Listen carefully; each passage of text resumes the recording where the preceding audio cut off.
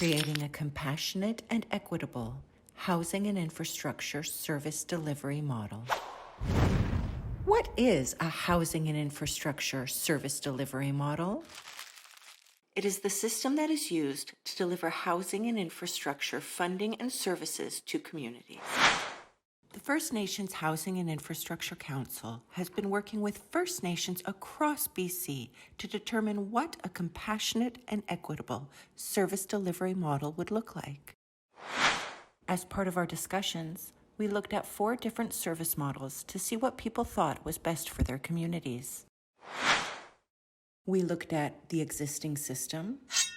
We looked at a centralized authority and centralized service delivery model.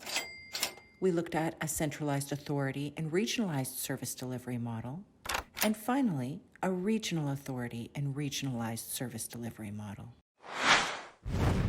The existing system incorporates different levels of government, different departments within those levels of government that deliver programs and services to First Nations, tribal councils, and other organizations across the province.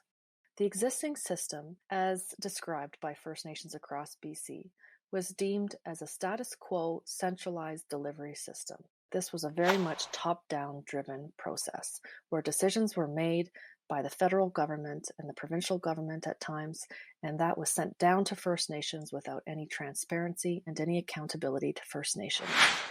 In the existing system structure, the accountability flows to the government and not First Nations.